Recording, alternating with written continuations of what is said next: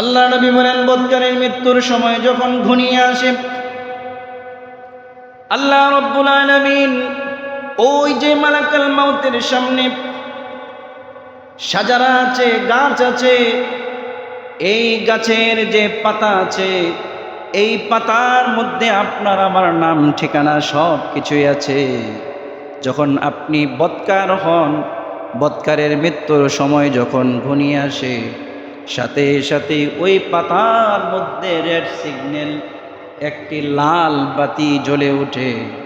লাল বাতি জ্বলার সাথে সাথে মালাকাল মাউতের রাগান্বিত হয়ে তার প্রত্যেকটা পশম একদম কাটার মতো দাঁড়িয়ে যায়। বলেন নাউজুবিল্লাহ।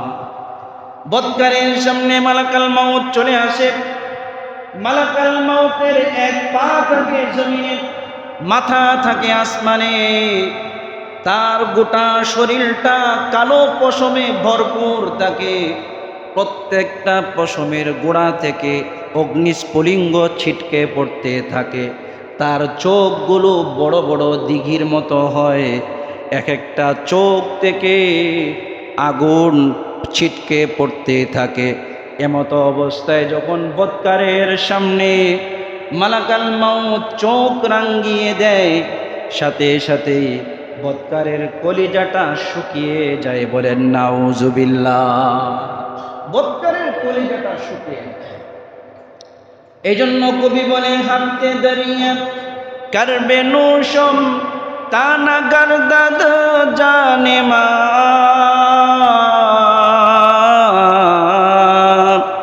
হাফতে দরিয়া গর্বে নোশম তানা গর্দাদ জানে মা, শরবতে দিদার বিয়াদ আজলবে মাহবুবে মা। বলেন আল্লাহু আকবার। আল্লাহ নবী বলেন, কবিতায় বলেন, বদকারের সামনে যখন মালাকাল মাউত তার বড় বড় চক্ষুগুলোকে রাঙ্গিয়ে দেয়, বদকারের কলিজাটা শুকিয়ে যায়, তখন সে যদি 7 সাগর 13 নদীর পানিও যদি পান করে, তার কলিজার ঠান্ডা হয় না, কলিজাটা বিন্দু পরিমাণ তৃপ্তি হয় না। এমতো অবস্থায় মালাকাল মাউত তার জানটাকে কবজ করে নেয়। বলেন নাউজুবিল্লাহ। আরো জোরে বলেন না নাউজুবিল্লাহ। দ্বিতীয় নম্বর, কোরআনে কারীমে সূরাতুল কিয়ামায় আল্লাহ রাব্বুল আলামিন বলেন, ওয়ালতাফাতিস সাকু বিস-সাক ইলা রাব্বিকা ইয়াওমা ইযিনিল মাসাক। আল্লাহ তাআলা বলেন, বান্দার মৃত্যুর সময় যখন ঘনিয়ে আসে, তখন যে তার পায়ের গোড়ালি আছে, পায়ের গোড়ালিগুলো একটার সাথে আরেকটা লেগে যায়। বলেন নাউজুবিল্লাহ। একটার সাথে আরেকটা গোড়ালি লেগে যায়। এই সাক শব্দের অর্থ হচ্ছে পায়ের গোড়ালি, কিন্তু অধিকাংশ মুফাসসির তাফসীরের মধ্যে লিখেছেন সাক মানে হচ্ছে বিপদ। সাক মানে কি? বিপদ। বদকার ব্যক্তির একটা বিপদ দূর হইতে না হইতে আরেকটা বিপদ তার সামনে চলে আসে। কি কি বিপদ? 1 নম্বর বিপদ হচ্ছে বদকার ব্যক্তির সাথে এই বদকার ব্যক্তির কাছে 501 ফেরেশতা আসে। কতজন ফেরেশতা? 501 ফেরেশতা। বলতে পারেন এত বদকার, এত ফেরেশতার দরকার কি? আচ্ছা বলেন তো, এরশাদ শিকদারকে যখন গ্রেফতার করছে, 1-2 জন পুলিশ গেছে না সমস্ত বাহিনী গেছে? কথা বলেন। আরে ও তো অনেক বড় দাগি আসামি, এই জন্য সমস্ত বাহিনী গেছে। এতে কি এরশাদ শিকদার অনেক বড় মহামানব না জঘন্যতর অপরাধী? এই জন্য কি হয়েছে? সমস্ত বাহিনী মিলে তাকে গ্রেফতার করেছে। এত বদমাশ, এত আল্লাহর নাফরমান, এত ফাসিক ফুজ্জার দাগি আসামি, একে নেওয়ার জন্য আল্লাহ পাক 501 ফেরেশতা পাঠিয়ে দিয়েছে। বলেন না নাউজুবিল্লাহ। এই 501 ফেরেশতা, একজন হচ্ছে সেনাপ্রধান, বাকিরা হচ্ছে সাধারণ সৈনিক। একজন হচ্ছে ইন্সপেক্টর, বাকিরা হচ্ছে সাধারণ সৈনিক। এই সাধারণ সৈনিকদের হাতে আগুনের তৈরি বেত থাকে, বেত লাঠি থাকে। সাধারণ সৈনিকদের হাতে আগুনের তৈরি কি থাকে? বেত থাকে, বেত লাঠি থাকে। এই লাঠি দিয়ে 500 ফেরেশতা একসাথে তার গোটা দেহের মধ্যে পিটাইতে থাকে। বলে নাউজুবিল্লাহ। শেষ এক বিপদ। দ্বিতীয় নম্বর বিপদ, পিটানো চলতেছে, এর মধ্যে যে সেনাবাহিনী ফেরেশতা তার বাম হাতের মধ্যে থাকে আগুনের তৈরি একটা হাতুড়ি।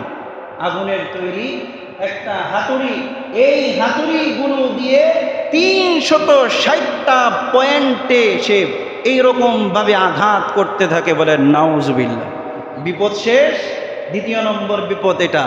তৃতীয় নম্বর বিপদ হচ্ছে ওই মূল যে ফেরেশতা, সেনাবাহিনী ফেরেশতা, সর্দার ফেরেশতার ডান হাতে থাকে একটা লাঠি। এই লাঠির মধ্যে বিষাক্ত কাঁটা থাকে। কি থাকে? বিষাক্ত কাঁটা। এই বিষাক্ত কাঁটাগুলো দিয়ে শরীরের মধ্যে আঘাত করে এই কাঁটাগুলো সোজা ঢুকে বিভিন্ন রগের ভিতরে ঢুকে, ভিতরে গিয়ে বসির মতো এইরকম বাঁকা হয়ে যায়। সমস্ত রগগুলোকে পেঁচিয়ে ফেলে আর ওই সর্দার ফেরেশতা এমনভাবে টান দেয়, মৃত ব্যক্তির গোটা দেহ থরথর থরথর করে কাঁপতে থাকে। বলে নাউজুবিল্লাহ। এমত অবস্থায় ওই সর্দার ফেরেশতা তার ডান হাত দেখায়। হাদিস শরীফের মধ্যে এসেছে ওই সর্দার ফেরেশতা তার বুকের উপর বসে যায়, বসে গিয়ে তার ডান হাতটা এইভাবে দেখায়, দেখিয়ে বলে, এই যে দেখো জান্নাত, জান্নাতের নাজ নিয়ামত, আল্লাহ পাক তোমার জন্য জান্নাত তৈরি করেছিলেন, কিন্তু তোমার নাফরমানির কারণে, তোমার গুনাহের কারণে আল্লাহ পাক তোমার প্রতি অসন্তুষ্ট হয়ে এই জাহান্নাম তোমার জন্য নির্ধারণ করেছেন। বলেন নাউজুবিল্লাহ। এই জাহান্নাম আল্লাহ পাক তোমার জন্য নির্ধারণ করেছেন। জাহান্নামের শাস্তি দেখার পরে রুটা গোটা শরীরের মধ্যে দৌড়াইতে থাকে, গোটা শরীরের মধ্যে দৌড়াইতে থাকে। মালাকাল মাউত পায়ের বৃদ্ধা আঙ্গুলি থেকে এইভাবে টিপতে টিপতে টিপতে টিপতে রুটাকে হলকম পর্যন্ত নিয়ে আসে। বলেন নাউজুবিল্লাহ। আল্লাহ রাব্বুল আলামিন সূরাতুল কিয়ামার মধ্যে বলেন, ওয়ালতাফাতিস সাকু বিসাক। এর আগের আয়াতে আল্লাহ তাআলা বলেন, ইদা বালাগাতিত তারাকিয়া ওয়া কিলা মান রাক। এই যে হলকমের মধ্যে তোমার রুটা চলে এসেছে, এখন তোমাকে কোন ওঝা, কোন কবিরাজ, কোন নেতা, কোন খেতা, কোন ব্যক্তি তোমাকে বাঁচাবে? কেউ তোমাকে বাঁচাতে পারবে না। ব্যক্তি মনে করবে এটাই আমার জীবনের শেষ সফর, আমি আর বাঁচতে পারবো না। এমতো অবস্থায় ওই ব্যক্তি মালাকাল মাউতের কাছে বলে, সূরাতুন নূর খুলে দেখুন, আল্লাহ রাব্বুল আলামিন বলেন, ওই ব্যক্তির কাছে যখন মালাকাল মাউত চলে আসে, মালাকাল মাউতের এই অবস্থা দেখে সে আল্লাহর কাছে দোয়া করতে থাকে। সে বলে, হাত্তা ইদা জাআ আহাদাহুমুল মাউতু ক্বালা রাব্বিরজিউন। হলকমটা যখন একদম গলার কাছে, রুটা যখন হলকমের মধ্যে চলে আসে, সে আল্লাহর কাছে অনুনয় বিনয় করে বলে, আল্লাহ আপনি আমাকে একটু সুযোগ দেন, একটু সুযোগ দেন, 10 মিনিট সুযোগ দেন। 10 মিনিট সুযোগ দিলে আমি তওবা করে ভালো হয়ে যাব, আমি নেক আমল করব। আল্লাহ পাক বলবেন, কাল্লা, কখনোই নয়, ইম্পসিবল, নো নেভার, কখনোই নয়, কখনোই নয়। 60 বছর তোমাকে হায়াত দিয়েছিলাম, 40 বছর তোমাকে হায়াত দিয়েছিলাম, 50 বছর তোমাকে হায়াত দিয়েছিলাম, জীবনে কত সুযোগ দিয়েছি, দিন কি দিন তুমি নামাজ পড়ো নাই, তোমার অক্সিজেন বন্ধ করি নাই, তোমার খাবার বন্ধ করি নাই, তোমার পানি আমি বন্ধ করি নাই, তুমি এত নাফরমানি করেছো, তারপরেও 18 জন ফেরেশতা দিয়ে 24 ঘন্টা আমি তোমার পাহারা দিয়েছি। বলেন সুবহানাল্লাহ। ওই ব্যক্তি কাকুতি মিনতি করতে থাকবে, কোনো কাজ হবে না, রূ বের হইতে চাইবে না, রূ বের হইতে চাইবে না। মালাকাল মাউত গলার মধ্যে এত জোরে চাপ দিবে, হলকম থেকে রূটা বের হয়ে যাবে। রূটা যখন বের হয়ে যাবে, মালাকাল মাউত খপ করে ওই রূটাকে ধরে দুর্গন্ধযুক্ত একটি রুমালের মধ্যে পেঁচাবে। বলেন নাউজুবিল্লাহ। দুর্গন্ধযুক্ত রুমালের মধ্যে যখন পেঁচাবে, হাদিস শরীফের মধ্যে আল্লাহর নবী বলেন, এই রুমালের এত দুর্গন্ধ, এত দুর্গন্ধ, যদি জীবিত মানুষের নাকের মধ্যে এই দুর্গন্ধ পৌঁছত, ঢুকত, তাহলে মালাকাল মাউতের প্রয়োজন হইত না। এই দুর্গন্ধের কারণে নাক বন্ধ হয়ে, নিঃশ্বাস বন্ধ হয়ে পৃথিবীর সমস্ত মানুষগুলো মারা যাইত। বলেন নাউজুবিল্লাহ। এই দুর্গন্ধশীল রূহটাকে নিয়ে যখন উপরের দিকে উঠবে, যত ফেরেশতার সাথে সাক্ষাৎ হবে, সমস্ত ফেরেশতারা লানত করতে থাকবে, লানত করতে থাকবে। জমিন বলতে থাকবে, আল্লাহর নাফরমান তুই চলে গিয়েছিস, আমি খুশি হয়েছি, তোর এই চলে যাওয়াতে আমি খুশি। আসমান বলবে আমি খুশি, ফেরেশতারা বলবে আমি খুশি, সবাই আপনার চলে যাওয়াতে খুশি হবে, কেউ কান্না করবে না। বলেন নাউজুবিল্লাহ। কেউ কান্না করবে না। আসমান খুশি, জমিন খুশি। আপনি যে জমিন দিয়ে হাঁটতেন, এই জমিন পর্যন্ত আপনাকে লানত করতে থাকে সব সময়, সব সময়। চায়ের স্টলে বসে থাকিস, আজান হয়েছে, নামাজ পড়িস না, ওই চায়ের স্টলের মাটি তোকে লানত করতেছে, লানত করতেছে। আল্লাহর কাছে অনুমতি যাচ্ছে, আল্লাহ অনুমতি দাও, আমি ফেটে যাই, এদেরকে আমার পেটের মধ্যে ঢুকিয়ে দিই। বলে নাউজুবিল্লাহ, এদেরকে আমি পেটের মধ্যে ঢুকিয়ে দিই। আল্লাহ পাক বলেন, না, আমার বান্দাকে সুযোগ দাও, আমার বান্দাকে সুযোগ দাও, সুযোগ দাও। এমত অবস্থায় আপনার মৃত্যু তো হয়ে গেল, সব কিছুই তো আপনার শেষ, আর কোনো কিছুই নাই। এই যে আপনার অবস্থা হইল, এই অবস্থাতে আপনার কি অবস্থা হবে? আপনার দুনিয়ার সমস্ত সফর শেষ, আশা আকাঙ্ক্ষা, আপনার স্বপ্নগুলো সব কিছু গুঁড়িবালি হয়ে যাবে। পৃথিবীতে একটা মানুষ আপনি এমন পাবেন না যে তার জীবনে সকল স্বপ্নগুলো পূরণ করে পৃথিবী থেকে বিদায় নিয়েছে। বলেন আছে? কি বলেন আছে? কোনো ব্যক্তি পাবেন না, কোনো একজন না, কোনো ব্যক্তি নাই। হ্যাঁ, ইল্লা মাশাআল্লাহ, আল্লাহ যাদেরকে পছন্দ করেন, আল্লাহ যাদেরকে মুহাব্বত করেন। আল্লাহ তাআলা হাদিসের মধ্যে আল্লাহ নবী বলেন, মান আহাব্বা লিকা আল্লাহ ফাকাদ আহাব্বাল্লাহু লিকা। যে ব্যক্তি আল্লাহর সাক্ষাৎকে পছন্দ করে, আল্লাহ তার সাক্ষাৎকে পছন্দ করে। বলেন সুবহানাল্লাহ।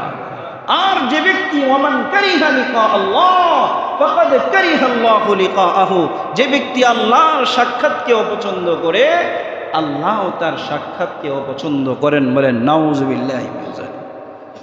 এই যে আপনার দুনিয়ার সফর শেষ হয়ে গেল, আপনি দুনিয়া থেকে চলে গেলেন, মৃত্যুর সাথে সাথে একটা মানুষ সর্বপ্রথম যে জিনিসটা হারায়, সেটা হচ্ছে তার নামকে সে হারিয়ে ফেলে। তার নাম কি?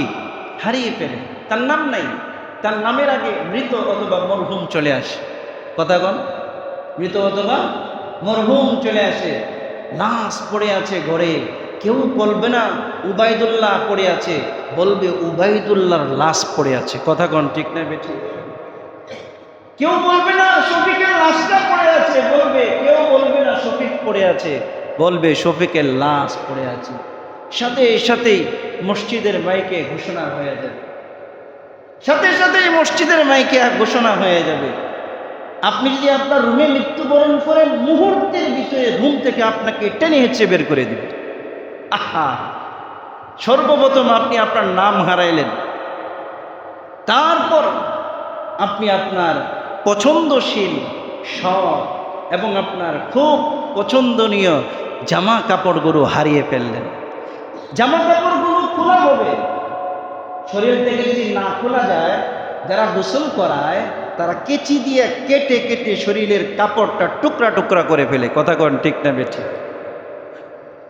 আপনি যদি মহিলা হন, কানের দুল হারালেন, আপনার নাকে যেটা পরে সেটা আপনি হারালেন, গলার হার হারালেন, চুড়ি হারালেন, আপনার পায়ের নূপুর হারালেন, সব কিছু আপনি হারালেন। সব কিছু করার পরে আপনাকে এখন গোসল দেওয়া হবে। গোসল দেওয়ার পরে আপনাকে 3 কাপড়ে, পুরুষ হলে 3 কাপড়, মহিলা হলে 5 কাপড়ে চকলেটের মতো পেঁচিয়ে মসজিদের খাটিয়ার উপর আপনাকে রেখে দাও। এই যে আপনি বাসা থেকে নিচে নামলেন, শেষ শেষ। এই বাসার মালিকানাও শেষ, আপনার প্রিয় রুম, সে রুমও শেষ, আপনার শখের আইফোনটাও শেষ, আপনার ফেসবুক অ্যাকাউন্ট, আপনার টুইটার অ্যাকাউন্ট, আপনার বিভিন্ন সোশ্যাল মিডিয়ার অ্যাক্টিভিটি, সব কিছু থেকে আপনি বিদায় নিলেন। আপনার নাম্বারে বিভিন্ন ধরনের কল আসবে, রিসিভ করার মতো কেউ থাকবে না। রিসিভ যদি কেউ করে, বলবে যাকে ফোন দিয়েছেন তিনি মারা গিয়েছে। কিছুক্ষণের মধ্যেই আত্মীয় স্বজন আসবে, বন্ধু বান্ধব আসবে, কতক্ষণের জন্য? অল্প সময়ের জন্য। বন্ধু বান্ধব আসবে যাদের সাথে আপনি রাত কাটিয়েছেন, দিন কাটিয়েছেন, যে বন্ধু বান্ধবের জন্য পরিবারকে পর্যন্ত ছেড়েছেন, বিবিকে পর্যন্ত ছেড়েছেন, মা বাবাকে ছেড়েছেন, সেই বন্ধু বান্ধব আপনার চতুর্পাশে আসবে, কিছুক্ষণ চোখের জল ফেলবে, তারপর বলবে দ্রুত তাকে জানাজার ব্যবস্থা করাও, আকাশের অবস্থা ভালো না, যে কোনো সময় মেঘ বৃষ্টি আসতে পারে, খুব দ্রুত জানাজা পড়িয়ে কবরস্থ করো। কথা কন ঠিক না বেটি? লাশটাকে যখন কাঁধে নিয়ে আপনার বাড়ির সীমানা থেকে বের হয়ে সেই ঈদগাহের দিকে চলে যাবে, আপনার সেই চেনা পথ, যে পথে আপনার শৈশব, যে পথে আপনার কৈশোর, যে পথে আপনার যৌবন, যে পথে আপনার 40টা জীবন, 50টা বছরের জীবন কাটিয়েছেন, সেই পথে সর্বশেষ সফর আপনার চলছে। আপনাকে নিয়ে ইমাম সাহেবের সামনে শুয়াইয়া দেওয়া হবে। কথা কন ঠিক না বেঠি? আসেন নাই তো মসজিদে, কখনোই তো আসেন নাই, মাঝে মধ্যে এসেছেন, বলেছেন এইটাই তো অনেক কিছু, নামাজ তো মাঝে মধ্যে পড়ি, এটাই তো অনেক কিছু, এটাই তো অনেক কিছু। আসেন নাই মসজিদে, ইমাম সাহেবের পেছনে দাঁড়ান নাই, কিন্তু ইমাম সাহেবের সামনে যখন শুয়ে যাবেন, পিছনে দাঁড়ানোর আর কোনো সুযোগ থাকবে না। কথা কন ঠিক না বেটি? এই তো আপনার জীবন। জানাজা শেষ হবে, কয়েকজন মিলে আপনাকে নিয়ে কবরস্থানের দিকে যাবে। কবরস্থানে গিয়ে কোনো দেরি করবে না, 4 জন লাফ দিয়ে নেমে যাবে। লাশটাকে রাখা হবে 1 ফুট এতটুকু। জীবনে কোনোদিন এত সংকীর্ণ জায়গায় আপনি শোন নাই, কিন্তু এই সংকীর্ণ জায়গায় আপনাকে শোয়া দিবে। বিছানা নাই, কিছুই নাই, যে মাটি আপনার শরীরে কোনোদিন লাগতে দেন নাই, মাটি লাগলে ধুয়ে ফেলছেন, চেহারায় মাটি লেগেছে ধুয়ে ফেলেছেন, হাত পায়ে মাটি লেগেছে ধুয়ে ফেলেছেন, আজকে সেই মাটিতে আপনি শুয়ে গেলেন।